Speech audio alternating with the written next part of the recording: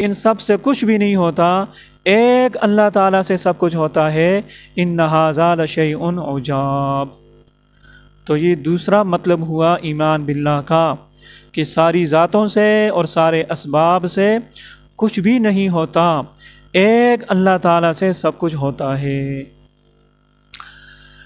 پھر ایک اور تعریف ایمان باللہ کی، اللہ تعالیٰ پر ایمان لانا، وہ یہ ہے کہ اس کائنات کے خالق اللہ تعالیٰ ہیں اور مالک بھی اللہ تعالیٰ ہیں۔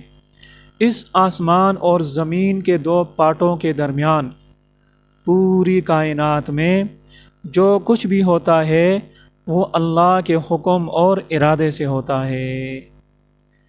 میرے ساتھ بھی جو کچھ ہوگا وہ اللہ کے حکم اور ارادے سے ہوگا۔ میں اپنے آپ کو اللہ تعالیٰ کے سپرد کرتا ہوں۔ اس سپرد کرنے کا نام کیا ہے؟ اللہ تعالیٰ پر ایمان لانا۔ تو یہ ایمان باللہ کی 3 تعریفیں ہو گئی۔ اب ان 3 تعریفوں کا خلاصہ اور حاصل یہ سمجھیں کہ اللہ تعالیٰ پر ایمان لانے کا کیا مطلب ہے، اور ساتھ ساتھ ہم نے کہا تھا نا کہ والقدر خیرہ وشرہ من اللہ تعالیٰ، اس کو ہم نے ایمان باللہ میں داخل کر دیا ہے اختصار کے لیے۔ اب وہ بات بھی آپ کو سمجھ میں آ جائے گی۔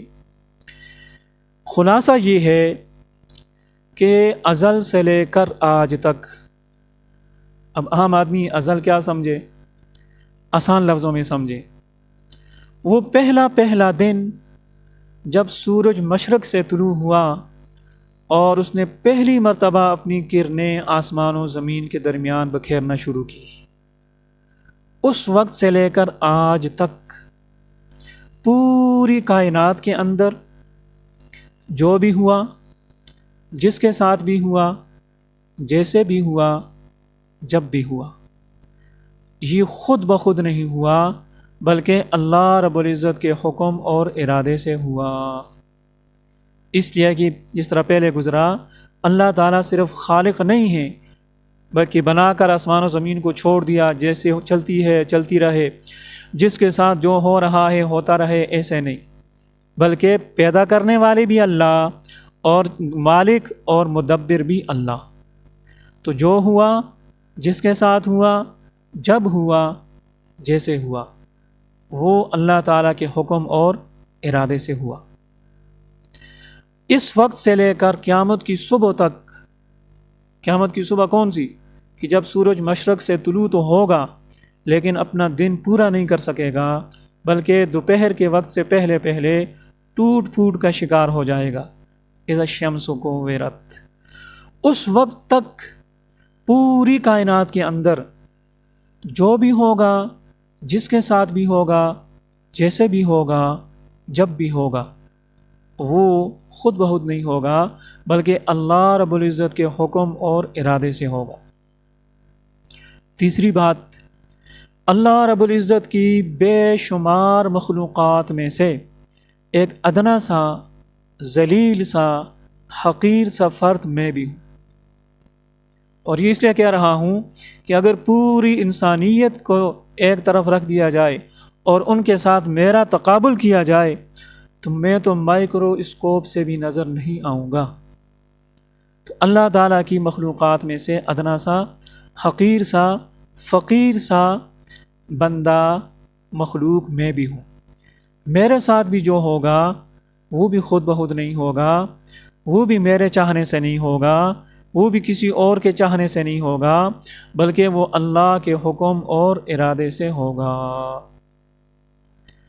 میں اپنی ذات کے متعلق اللہ تعالیٰ کے ہر حکم کو بصر و چشم قبول کرتا ہوں، دل و جان سے مانتا ہوں، تسلیم کرتا ہوں، ایکسیپٹ کرتا ہوں۔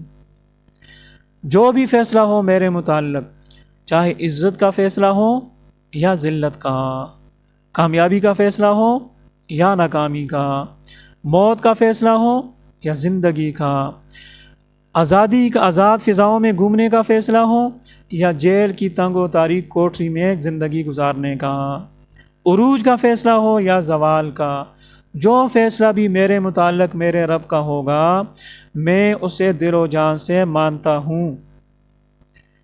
بھائی کیوں مانتے ہیں؟ اپنی ذلت تو کوئی بھی نہیں چاہتا، اپنا نقصان تو کوئی بھی نہیں چاہتا، اپنی موت تو کوئی بھی نہیں چاہتا، اور بھی اس لیے چاہتا ہوں کہ میں نے اللہ رب العزت کو اپنا رب مانا ہے۔ اور رب ماننے کا مطلب ہی یہ ہے کہ اللہ تعالیٰ کے رب کے ہر حکم کو تسلیم کیا جائے۔ اچھا، اگر میں تسلیم نہ بھی کروں، اگر میں اللہ کے فیصلے پر راضی نہ بھی ہوں، تب بھی ہوگا میرے ساتھ وہی جو اللہ رب العزت چاہیں گے۔ میرے نہ چاہنے سے میرے متعلق اللہ کے فیصلے تبدیل نہیں ہو سکتے، اس لیے میری خیر ہی اسی میں ہے، میری بہتری اسی میں ہے کہ میں اللہ رب العزت کے ہر فیصلے پر راضی رہوں۔ راضی نہ بھی ہوا تب بھی ہوگا میرے ساتھ وہی جو کون چاہے گا؟ اللہ تعالیٰ چاہیں گے۔ تو یہ ہے ایمان باللہ، اس کو آپ ایمان باللہ کا نام بھی دے سکتے ہیں۔